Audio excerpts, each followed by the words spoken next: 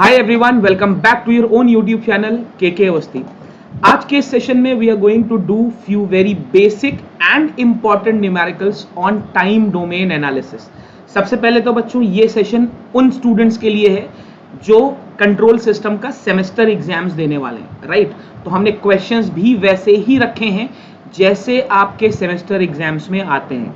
But session start करने से पहले अगर आप कंट्रोल सिस्टम इंजीनियरिंग के स्टूडेंट हो और अभी तक आपने चैनल को सब्सक्राइब नहीं किया है तो फटाफट से चैनल को सब्सक्राइब कर लो. Don't forget to click on the bell icon ताकि जब भी मेरा अगला सेशन आए आपको नोटिफिकेशन मिल जाए, राइट? चलो स्टार्ट करते हैं.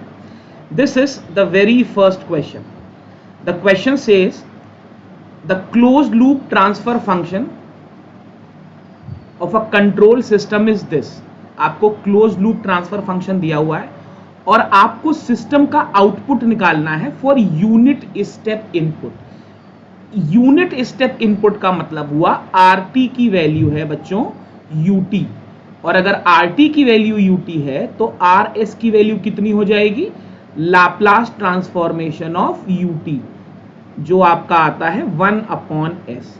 तो यहां से आपको सीधे सीधे पता चल गया कि आर एस का वैल्यू हो गया 1/s, राइट? अब आपको ट्रांसफर फंक्शन टीएस दिया हुआ है, that is nothing but controlled output divided by input. तो यहां से सीएस का वैल्यू कितना आ जाएगा? सीएस का वैल्यू आ जाएगा RS into 2s-1 divided by s+1 and s+2, right? अब आरएस का वैल्यू पुट कर देंगे. It's a very basic question. RS का वैल्यू पुट कर देंगे तो मेरा ट्रांसफर फंक्शन बन जाएगा 2s-1 s+1 एंड s+2. अब क्वेश्चन में आपसे आउटपुट पूछ रहा है. आउटपुट का मतलब they want you to find the value of ct. तो ct का वैल्यू कितना होगा? ct will be nothing but the ILT of cs, right? जब आप ct का लाप्लास ट्रांसफॉर्मेशन निकालोगे या लाप्लास ट्रांसफॉर्म निकालोगे तो आपको CS मिल जाएगा, और जब आप CS का इनवर्स लाप्लास ट्रांसफॉर्मेशन निकालोगे तो आपको CT मिल जाएगा. अब ये कौन सा फॉर्म है? अगर आपको यहां पर लाप्लास ट्रांसफॉर्म निकालना है तो आपको क्या करना पड़ेगा?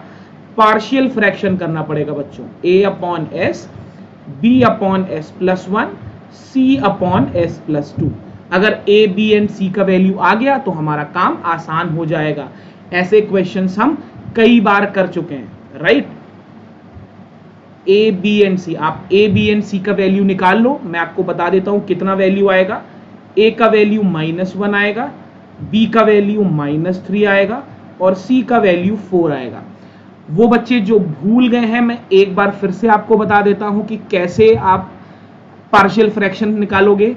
देखिए, A/s plus B/s+1 plus B/s+1 plus C/s+2. ये दिया हुआ है आपको 2s-1 divided by s+1 and s+2, right? अब कैसे करते हैं बच्चों?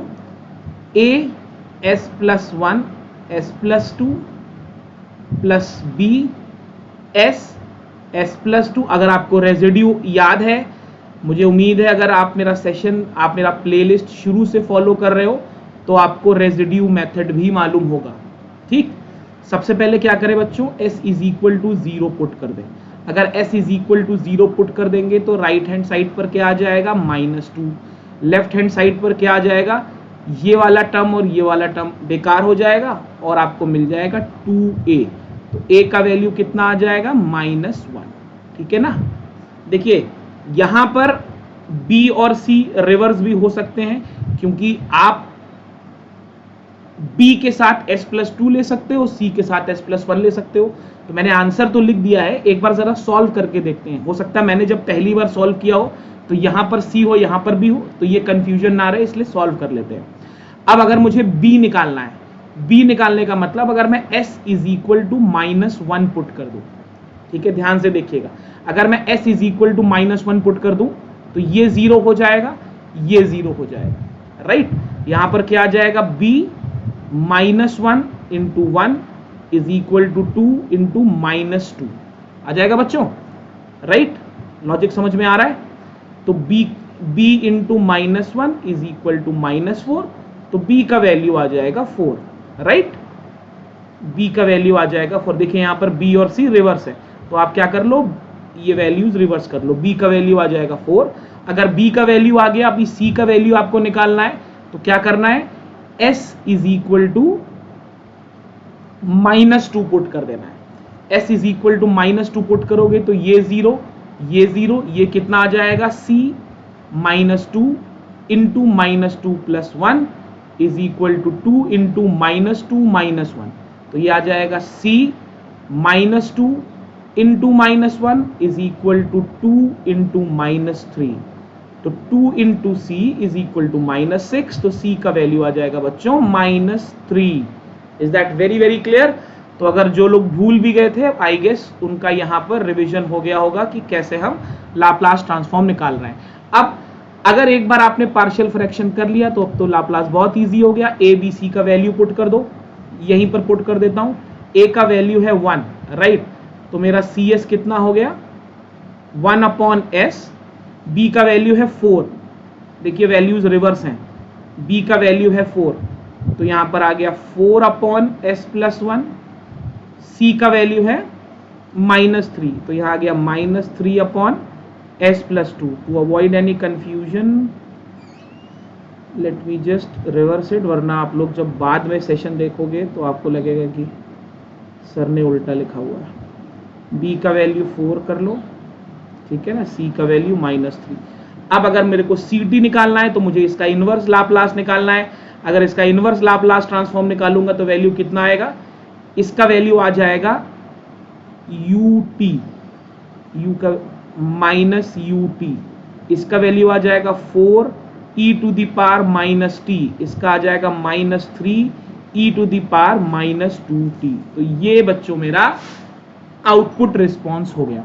Is that very very clear? बहुत बेसिक क्वेश्चन है, अक्सर ऐसा क्वेश्चन आपसे पूछता है। चलो एक और क्वेश्चन करते हैं, ध्यान से देखेंगे। In the given system, determine the value of A such that the damping ratio is 0.5। सबसे पहली चीज आपको damping ratio दिया हुआ है, साई का वैल्यू बोल रहा है कि 0.5 ही रखना है।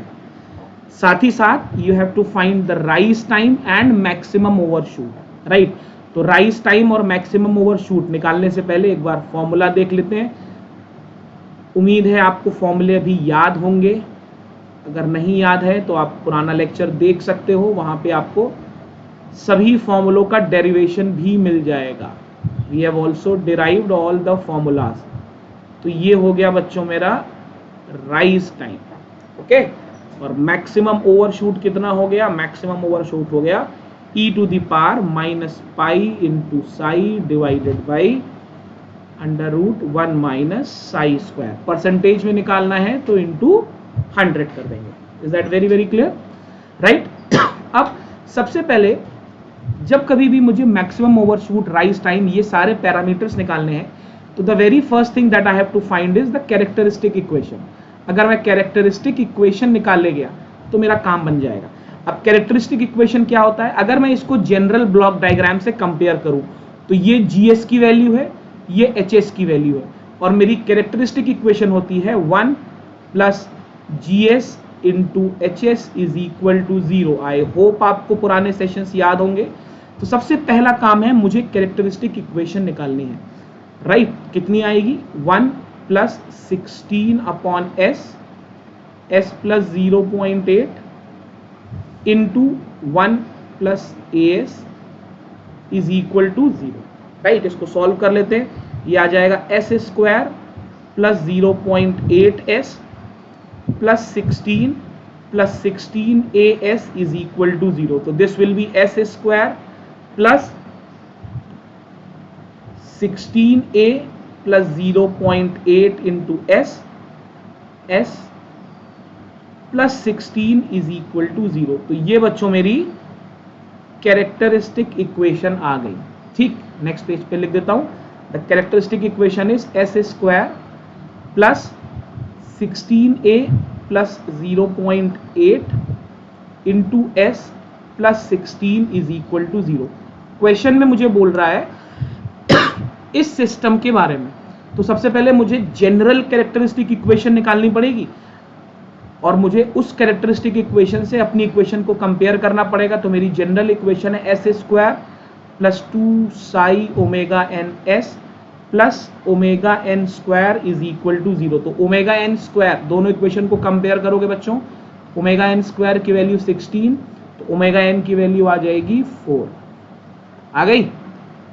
2 साई ओमेगा एन, इसकी वैल्यू कितनी आ जाएगी 16a प्लस 0.8। साई आप ओमेगा एन आप निकाल चुके हो, तो 2 psi into 4 is equal to 16a plus 0.8। तो 8 psi is equal to 16a plus 0.8। बात समझ में आ रही है? यहां तक क्लियर है? अब क्वेश्चन कह रहा था कि डैम्पिंग फैक्टर 0.5 होना चाहिए, तो पुट कर देते हैं भाई। 8 into 0.5 is equal to 16a plus 0.8।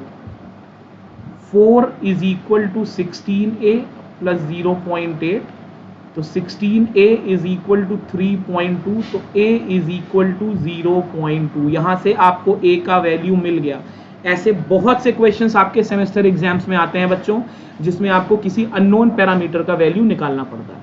अब नेक्स्ट स्टेप क्या है, मुझे राइज टाइम निकालना है और मैक्सिमम ओवरशूट निकालना है। तो अगर राइज टाइम का फॉर्मूला देखूं तो मुझे सब कुछ मालूम है, मुझे ओमेगा एन मालूम है, मुझे साई मालूम है। मैक्सिमम ओवरशूट का फॉर्मूला रखूं तो भी मुझे सब कुछ मालूम है। देखिए, इस यूनिट से जब कभी भी आपको न्यूमेरिकल प्रॉब्लम मिलता है तो वो डायरेक्ट फॉर्मूला बेस्ड होता है, ठीक है, ये ध्यान रखिएगा।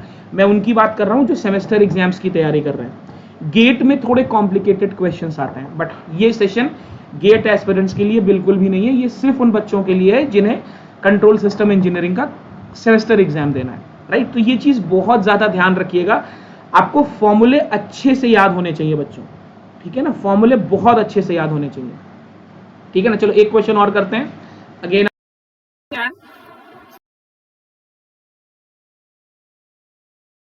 कंट्रोल सिस्टम इज, तो अब की बार आपको यूनिट स्टेप रिस्पॉन्स दे दिया है। ct का वैल्यू है 1 plus 0.2 e to the power minus 60t minus 1.2 e to the power minus 10t।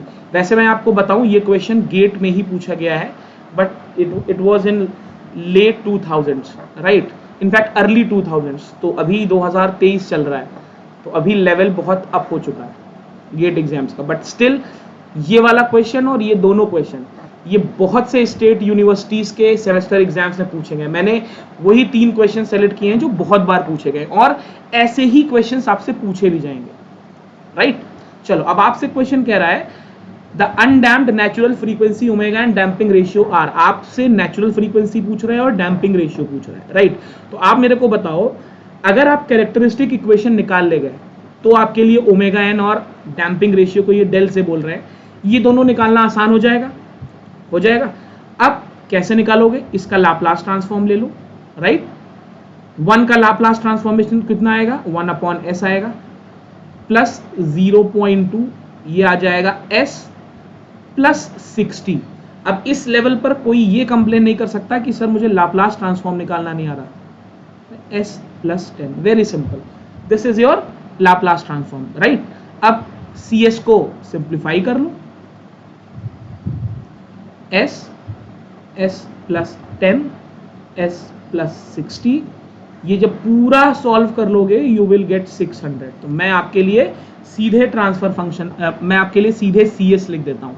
अब cs निकालने के बाद आपने चाहिए ट्रांसफर फंक्शन ts बच्चों क्या होता है, होता है cs divided by rs।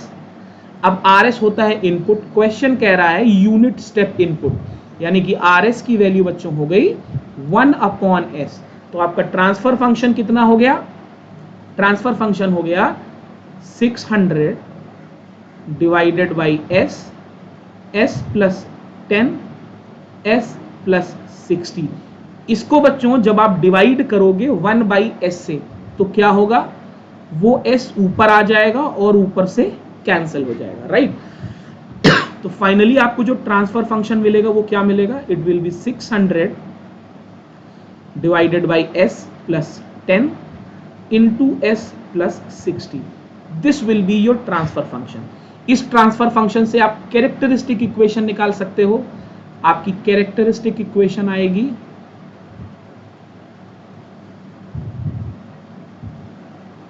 this will be s plus 10 into s plus 60 is equal to 0. So this will be s square plus 70s plus 600 is equal to 0. इसको कंपेयर कर देंगे हम अपनी जनरल इक्वेशन से, that is s square plus 2 psi omega N S plus omega N square is equal to 0. तो omega N का value आ जाएगा अंडर रूट 600 जो लगभग 24.5 के आसपास आता है. ठीक है ना, रेडियन पर सेकेंड 49 आता है शायद. दूसरा 2 साई ओमेगा एन, इसकी वैल्यू हो गई 70.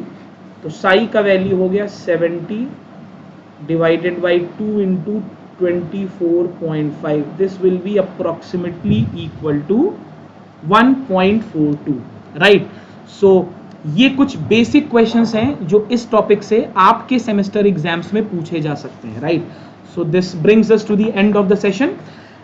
अगेन, अगर आप कंट्रोल सिस्टम इंजीनियरिंग का प्रिपरेशन कर रहे हो या इनफैक्ट आप इलेक्ट्रॉनिक्स एंड कम्युनिकेशन इंजीनियरिंग या इलेक्ट्रिकल इंजीनियरिंग के स्टूडेंट हो तो चैनल को फटाफट से सब्सक्राइब कर लो.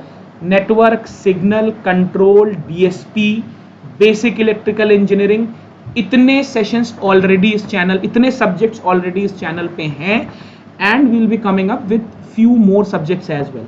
चलो, thank you very very much.